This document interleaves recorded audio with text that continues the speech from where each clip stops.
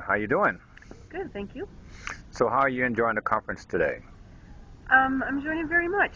Learning a lot, meeting peers from other states, and learning what's new in literacy education, and it's been good conference so far. Now, what is the exact name of your organization? Wisconsin Literacy Inc. Okay. Now, tell me, Michelle, what is the second most important thing you do in your role at your organization?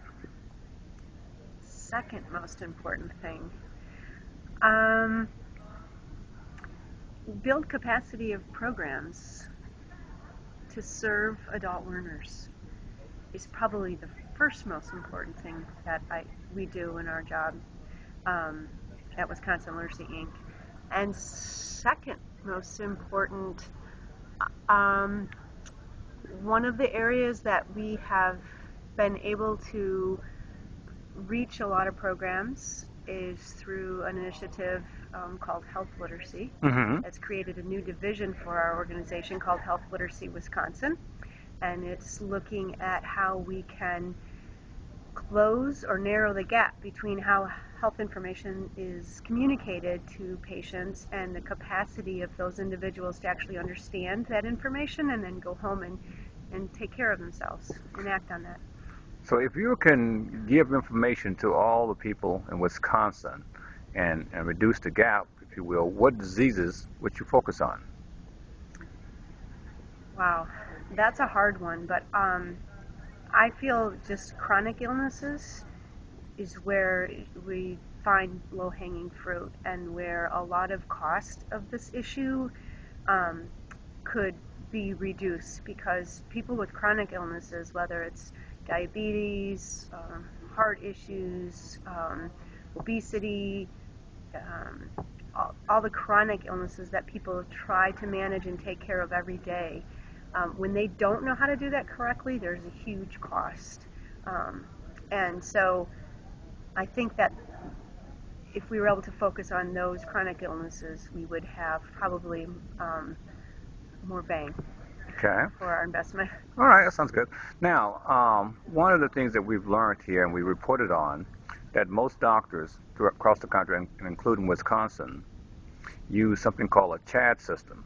A CHAD system is a measurement tool that, based on your weight, height, that type of thing, will determine what diagnosis and prognosis you give to your patients.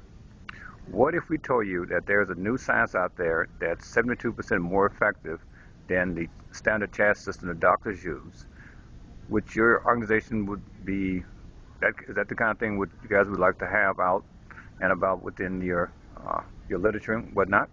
Something that can actually be a game changer for acute illnesses as well as chronic illnesses. I think if it's a tool that helps providers communicate more effectively to their patients, um, then I would say, yeah, we would be interested in learning more about that and how it could be implemented in healthcare systems. So, Michelle, what is the next three things you want to accomplish on your agenda for the next coming year?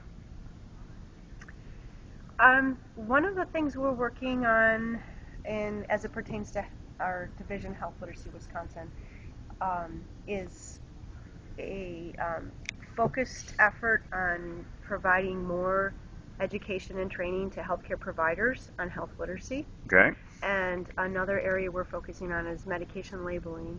So looking at how people read and understand those labels or don't, and how we might be able to work collaboratively to change that. Um, you know, what is exactly put on a label, why, and how we might make it more understandable. People that take home medications, once they leave the pharmacist, that's kind of the last line of defense when you go home and you're on your own and you're taking medication. So it's really imperative that people understand what they're looking at before they take those medications. So, what role is the state of Wisconsin having in your organization? Are they helping out or are they not helping out, which need more help from them?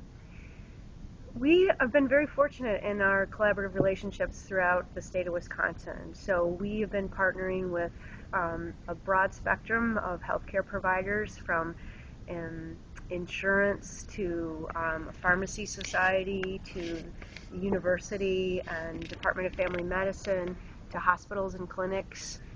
We're very fortunate to have a relationship with the Joint Commission, which credits hospital and healthcare organizations, and they've been very generous in coming to our workshops and presenting information on patient safety and family-centered care. So we have a broad range of partners in this. Our Department of Health and Public Health has been also a real strong partner in our efforts. Okay, so what do you think about the conference here in Houston?